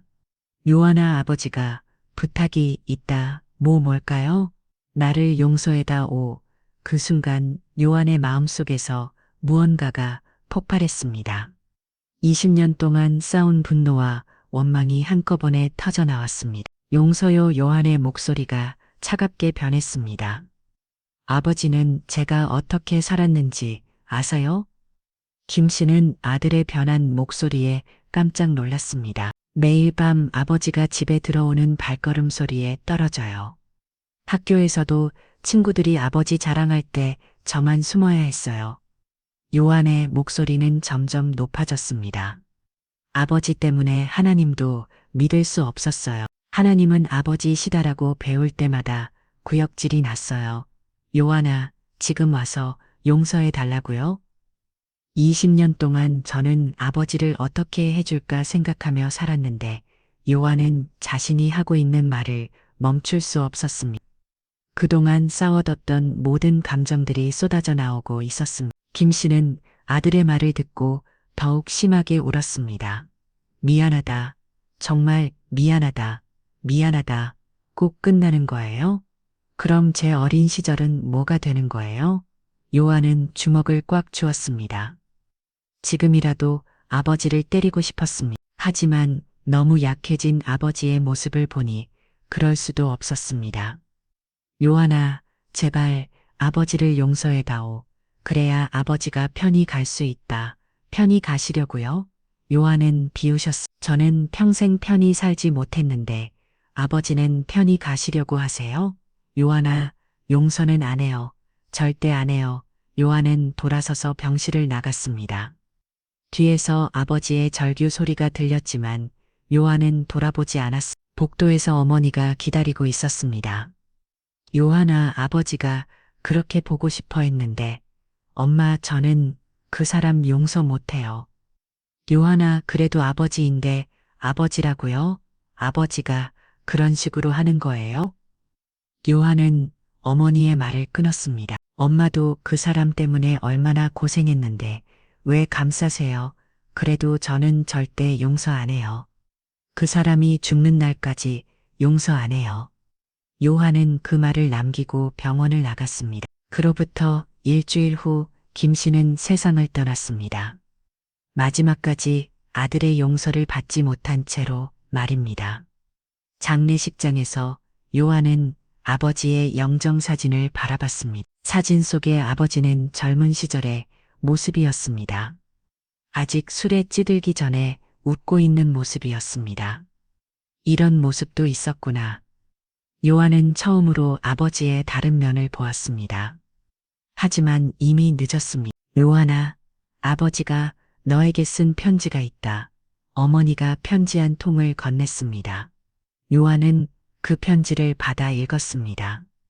사랑하는 아들 요한에게 아버지가 죽어가면서 마지막으로 하고 싶은 말이 있다. 너를 그렇게 키운 것이 아버지 인생 최대의 후회다. 너는 아무 잘못이 없었다. 모든 것이 아버지 잘못이었다. 아버지도 어렸을 때 아버지로부터 많이 맞으며 자랐다. 그것이 변명이 될 수는 없지만 아버지도 사실은 상처받은 아이였다. 하지만 그런 변명으로 내가 당한 고통이 사라지지는 않는다는 것을 한다. 아버지는 너를 정말 사랑했다. 하지만 그 사랑을 표현할 방법을 몰랐다. 제발 아버지를 용서해다. 오, 그리고 너만은 좋은 아버지가 되었다. 오, 사랑한다. 아들아, 편지를 다 읽고 나서 요한은 바닥에 주저앉았습니다. 그리고 처음으로 아버지를 위해 눈물을 흘렸습니다. 민수가 떠난 지 일주일 후 하동제일교회 목사관. 김요한은 민수의 방에서 아들의 유품을 정리하고 있었습니다. 책, 옷, 하나하나가 모두 소중한 추억이었습니다. 민수야, 아빠가 이렇게 정리해도 될까? 요한은 아들에게 말을 걸듯 중얼거렸습니다. 아직도 민수가 살아있는 것 같은 착각에 빠질 때가 많았습니다. 책상 서랍을 정리하던 중 요한은 이상한 것을 발견했습니다. 평소 민수가 쓰던 공책과는 다른 새로운 공책이 하나 있었습니다. 이건 뭐지? 공책을 열어보니 민수의 글씨로 빼곡히 쓰여 있었습니다. 하지만 일기가 아니라 편지 형식이었습니다. 사랑하는 아버지께 첫 줄을 읽는 순간 요한의 심장이 뛰기 시작했습니다. 이것은 부대에서 발견된 편지와는 다른 또 다른 편지였습니다. 아버지, 만약 제가 이 편지를 못 드리고 세상을 떠나게 된다면 언젠가 아버지께서 이 편지를 발견하시기를 바랍니다. 요한의 손이 떨리기 시작했습니다. 사실 군대 생활이 제가 생각했던 것보다 많이 힘듭니다. 하지만 아버지께 걱정 끼쳐드리고 싶지 않아서 괜찮다고 말씀드렸습니다. 뭔가 이상하다. 요한은 계속 격일거 내려갔습니다. 박상사라는 분이 저를 많이 괴롭힙니다. 제가 기도하는 모습을 보고 계속 종교를 조롱하고 밤에 잠도 재워주지 않습니다. 요한의 얼굴이 굳어졌습니다. 자살이 아니라 괴롭힘 때문이었다는 말인가요? 하지만 아버지, 저는 그분을 미워하지 않습니다. 아버지께서 늘 말씀하신 대로 원수도 사랑하려고 노력하고 있습니다. 요한의 눈에 눈물이 고였습니다. 만약 제가 견디지 못하고 극단적인 선택을 하게 된다면 아버지께서는 저를 괴롭힌 사람들을 용서해 주세요. 그 순간 요한은 책을 떨어뜨렸습니다. 손이 너무 많이 떨려서 책을 잡을 수가 없었습니다. 제발, 제발 용서해 주세요. 저는 아버지께서 복수하시는 모습을 보고 싶지 않습니다. 요한은 바닥에 주저앉았습니다. 민수가 마지막까지 자신을 걱정했다는 것이 믿어지지 않았습니다. 아버지는 저에게 예수님을 닮으라고 하셨습니다. 예수님께서는 자신을 십자가에 못 박은 사람들까지도 용서하셨습니다. 저도 그렇게 하고 싶습니다. 요한은 더 이상 읽을 수 없었습니다. 너무 큰 충격이었습니다. 민수가 자살한 것이 아니라 괴롭힘 때문이었다는 것도 충격이었지만 더 큰 충격은 민수가 마지막까지 가해자들을 용서하려 했다는 것이었습니다. 민수야, 우리 민수야. 요한은 편지를 가슴에 안고 오열했습니다. 한참 후에 마음을 진정시키고 편지를 다시 읽기 시작했습니다.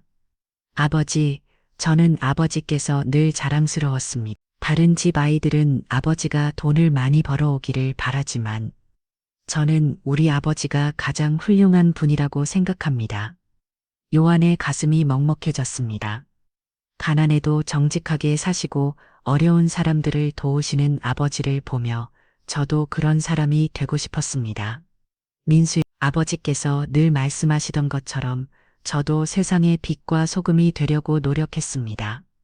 군대에서도 그렇게 살려고 요한은 자신이 민수에게 했던 말들을 떠올렸습니다. 항상 착하게 살라고, 다른 사람을 도우라고, 빛과 소금이 되라고 말했었습니다. 하지만 그 가르침이 아들을 이렇게 순수하게 만든 것이고 그 순수함 때문에 아들이 괴롭힘을 당한 것은 아닐까요? 아버지, 만약 제가 이 고통을 견디지 못한다면 그것은 아버지 잘못이 아닙니다. 저의 믿음이 부족한 것입니다. 아니야, 민수야, 내 잘못이 아니야. 요한은 편지를 보며 말했습니다. 그리고 아버지 한 가지 부탁이 있습니다. 제가 죽은 후에 아버지께서 신앙을 잃지 마세요. 아버지는 하나님께서 쓰시는 소중한 분입니다.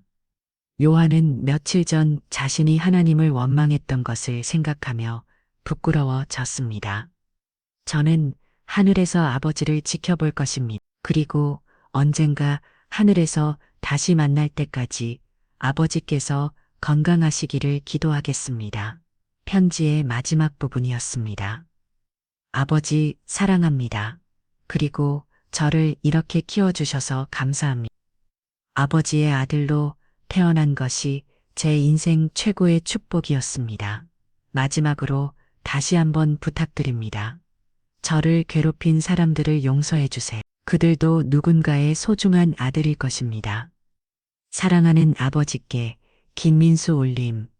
편지를 다 읽고 나서 요한은 바닥에 엎드려 흉을 껴안습니다. 민수야, 내가 이렇게까지 생각하고 있었구나.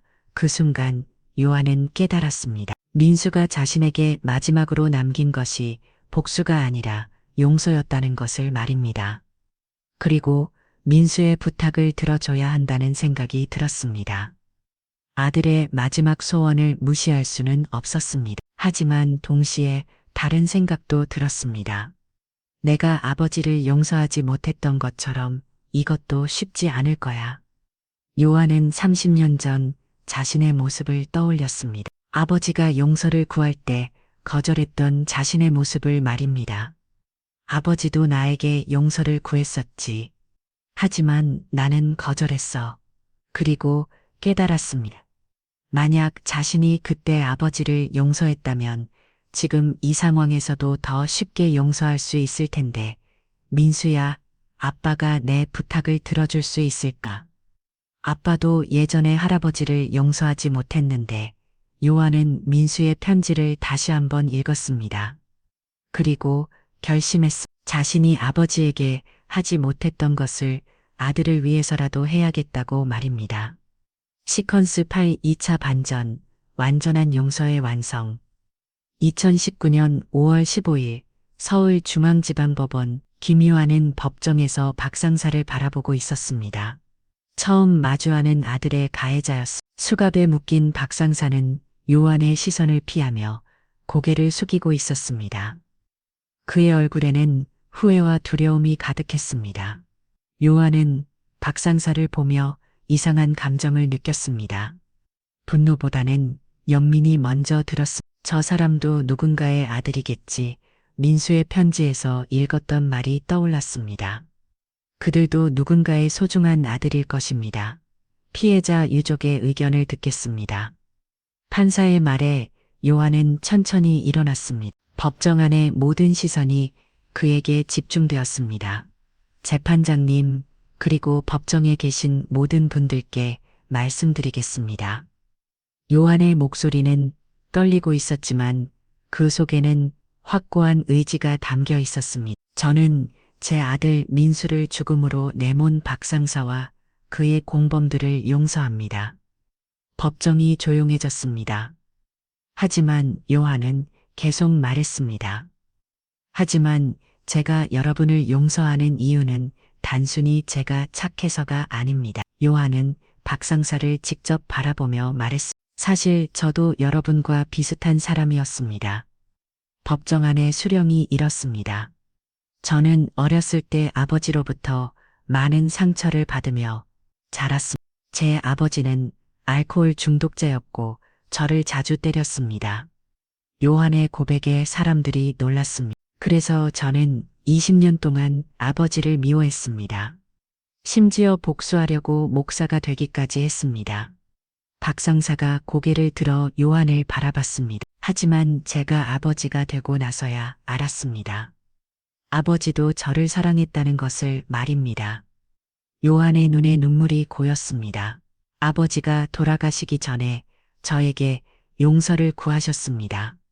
하지만 저는 거절했습니다. 그 결과 아버지는 용서받지 못한 채 세상을 떠나셨습니다.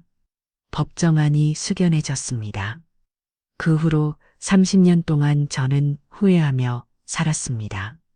왜 그때 아버지를 용서하지 못했을까? 왜 그 기회를 놓쳤을까 하고 말입니다.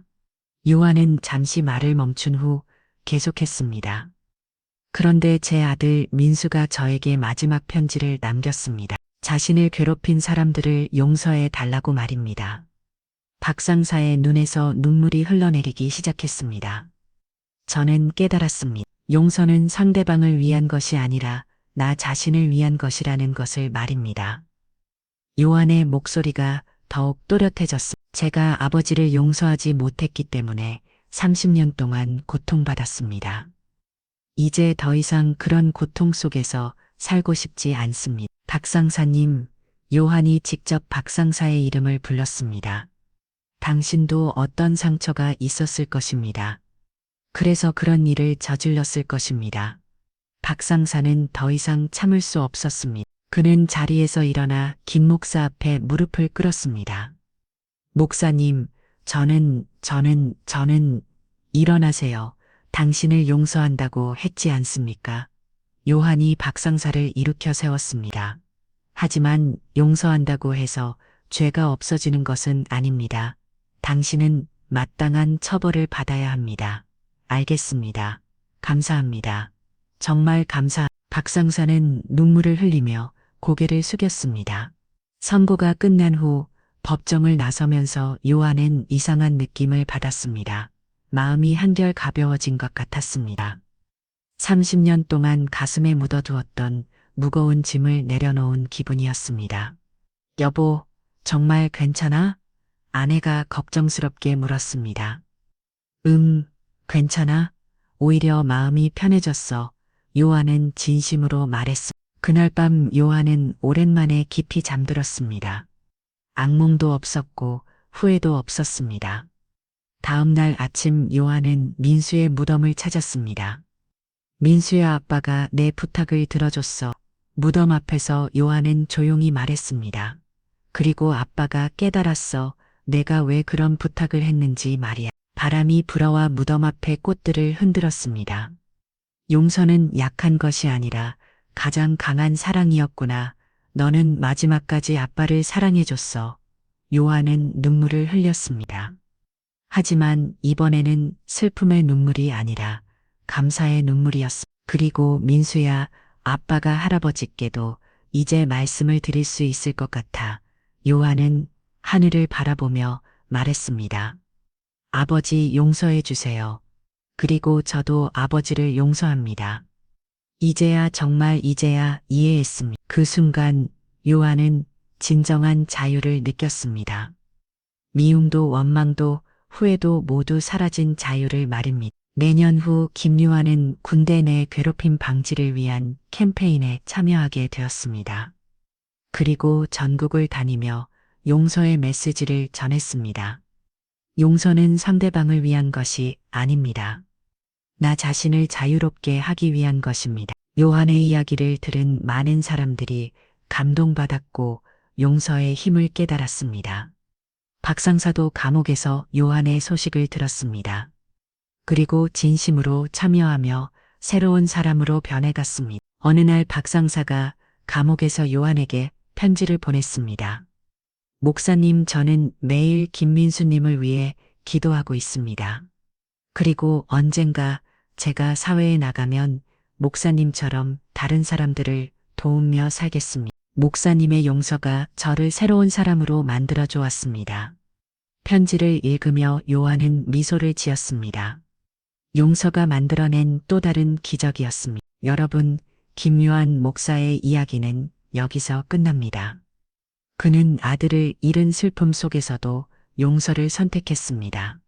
하지만 그것은 단순한 종교적 의무감 때문이 아니었습니다. 자신이 과거에 놓쳐버린 용서의 기회를 후회했기 때문이었습니다. 그리고 더 이상 미움과 원망 속에서 살고 싶지 않았기 때문이었습니다. 진정한 용서는 상대방을 위한 것이 아니라 자신을 자유롭게 하기 위한 것입니다. 김 목사는 그것을 깨달았고 실천했습니다. 여러분은 어떠신가요? 혹시 용서하지 못하고 있는 누군가가 있으신가요? 그 미움과 원망이 여러분 자신을 얼마나 힘들게 하고 있나요? 용서는 쉽지 않습니다. 하지만 그것만이 우리를 진정으로 자유롭게 만들어줄 수 있습니다. 댓글로 여러분의 생각을 들려주세요. 그리고 이런 의미 있는 이야기를 더 많은 사람들이 볼 수 있도록 구독과 좋아요, 그리고 공유 부탁드립니다.